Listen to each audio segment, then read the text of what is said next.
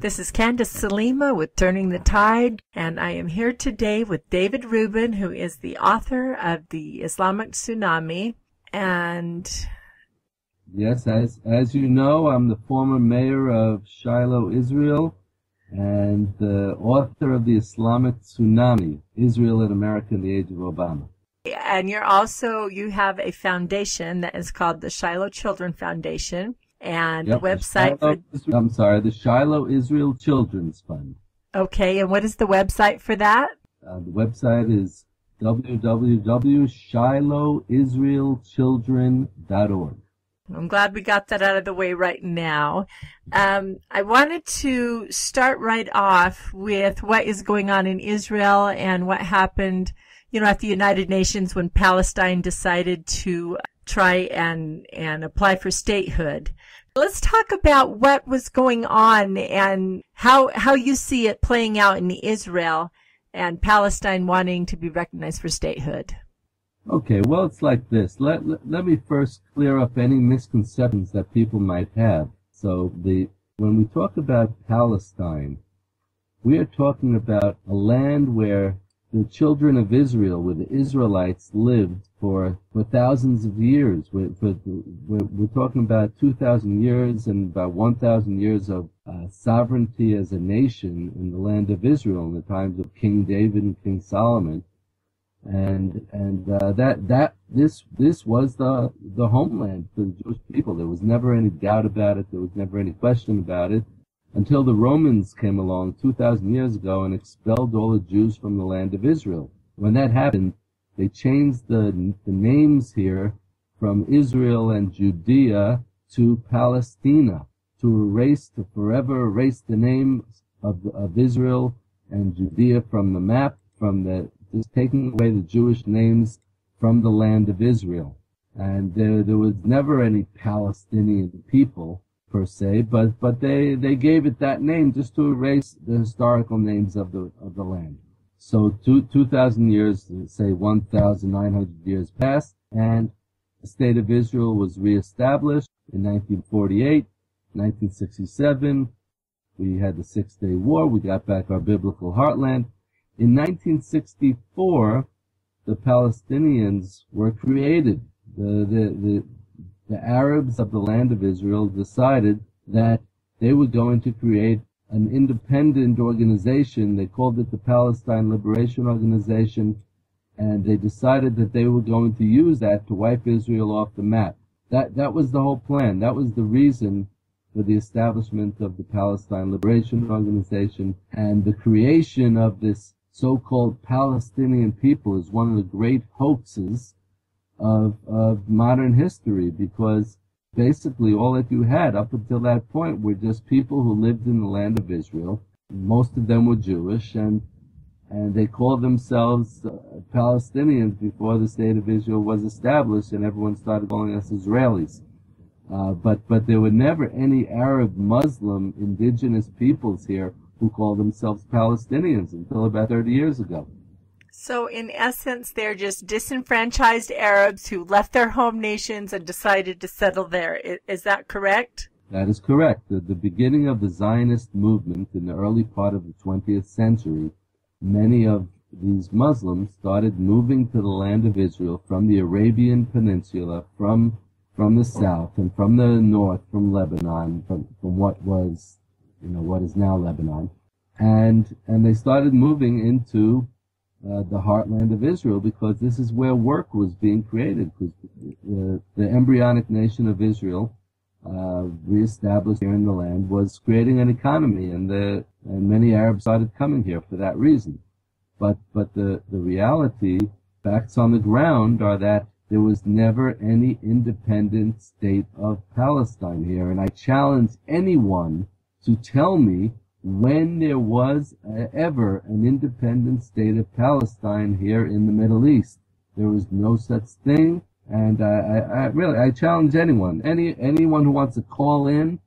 I don't know if you have call in, but anyone who wants to call in and tell me when there was an independent state of Palestine here in the Middle East, they won't be able to answer that question.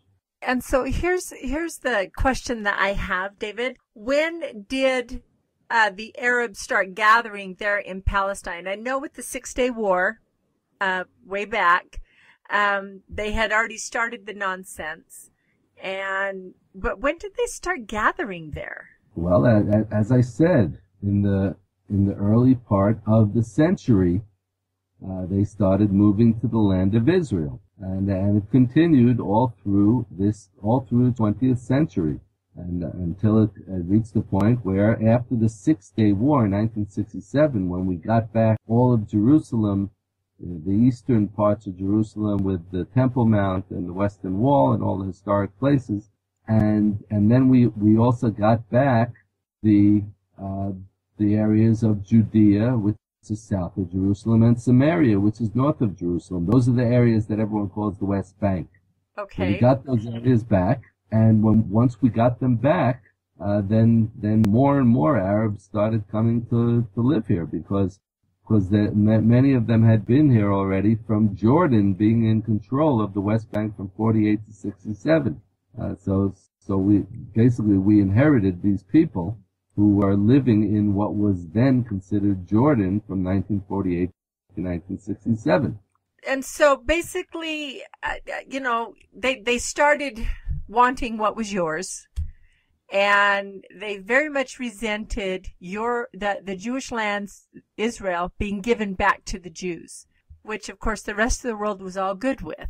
And so, looking at them now, are they as virulent as Ahmadinejad is in wanting the complete eradication of Israel? They don't want to live peacefully with Israel, right? No, of course not. They make that very clear when they speak in Arabic. Shifting gears up to the present, when we have the head of what is now called the Palestinian Authority, Mahmoud Abbas, going to the UN, to the United Nations, and demanding an independent state of Palestine. When he speaks at the UN, he says, we want that independent state of Palestine in all of the areas that Israel recaptured. In 1967, Israel recaptured these areas that they call the West Bank, Samaria and Judea and eastern Jerusalem, telling the UN that this is our state, this is rightly ours, ours meaning the Arabs who live in the land of Israel, mostly Muslims, and he's demanding that the heartland of Israel, the biblical heartland of Israel, the historical heartland of Israel, be turned over to these Muslim terrorists. And you can sugarcoat it if you want, but the reality is that we are talking about Muslim terrorists. We're talking about the Fatah terrorist organization and the Hamas terrorist organization. That is who makes up the Palestinian Authority. So if we say that we want to give them an independent state, we are saying that we want to give Muslim terrorists an independent state in the heartland of Israel. That's what Palestine is all about. And that's what makes me crazy, is they are terrorists. It's plain and simple. And I have been speaking to people about what's going on over there and about the untold number of attacks that, for instance, Shiloh Israel suffers. And what is going on with the constant and continual bombings into Israel from Palestine. And it stuns me that anyone in the world would dare to say anything about Israel defending itself. There have been so many acts of war against Israel that Israel would be well within its rights to wipe Palestine off the map. Of course, that's not how you guys are, but nonetheless, that's what you could very easily do, well within the rules of war. That's right. And when it comes to a state of war, which we are in, and yes, we've always been in, then all of those rules go out the window. You fight to win. And unfortunately, since Vietnam, I believe that not only Israel, but also the United States has lost its will to win wars. So it's lost that ability to fight wars and realize that you have an enemy. There is good and evil in the world, and there are enemies that need to be defeated, and an enemy needs to be defeated soundly. The we want to learn a little bit from history, we can look at World War II. How is it that the Allies won the war against the Nazis? We wiped them out. Yes, I do know how. I mean, World War II was actually my emphasis in college when I studied history. And I know precisely what we did. Okay, so it was the bombing of Dresden, the bombing of Berlin, that was done on those cities indiscriminately. It's not, when you're fighting a war against an enemy people, then you have to fight the war to win. And you can't worry about whether some civilians are going to be killed in the process. That is the reality. It's become politically incorrect, and I say that in quotes, in our times, to fight a war to win, to fight to defeat the civilians. And what we have in our times is a people, an Islamic people that fights wars to win. They understand what they call jihad, holy war, to destroy all of the unbelievers. That is what the Muslims say, and I wrote about this extensively in my book, The Islamic Tsunami, that when they fight a war against the non-believers, when they say non-believers, they mean Christians, they mean Jews, they mean Hindus, they mean everyone who is not a Muslim, that they fight the war to win. And that they don't care how many civilians get killed. And frankly, we have seen this in all the terrorism in Israel. We've seen it in every single battle that we've had, where we are fighting the war, looking over our shoulders to make sure that nobody sees us fighting against any civilians, hurting any civilians. But that's what happens in the process, because they are fighting to win, and they don't care how many civilians they kill. We've had so many babies killed just in my community here, and so many young children who've been killed. And at some point, you have to wake up and understand that it's an uneven playing field. And that's the sad part, David, in my opinion, is that people don't seem to realize what precisely is going on. And the war, Islam has been trying to take over the world from their beginning, as far as I know, going back, I mean, long before the Crusades took effect. The Muslim armies had gone all the way to Belgium, if I remember right. They had conquered everything all the way to Belgium before they were turned back. They have consistently and always been trying to take over the world. My own uncle converted to Islam. Don't ask me why, David. I don't know. It was a tragic thing for us. But his imam gave me a book to read that was supposed to make me feel better about my uncle being Muslim. I got to chapter 6. It talked about world domination, conversion by the sword, everything that they're trying to do now, and it was laid out in the book in chapter 6. And there is no way for the rest of the world to be at ease with the goals that they have, let alone Israel, who I don't know who they hate more, David, Israel or America. And you are both American and Israeli, and so you've got a double whammy there. How about that?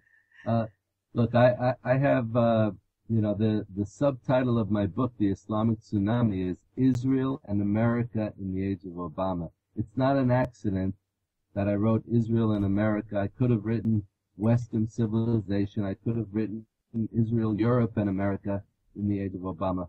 What we are talking about is two countries primarily. And yes, Islam wants to take over Europe, and they're in the process of doing so. It's going to happen. It's a matter of 20 to 30 years.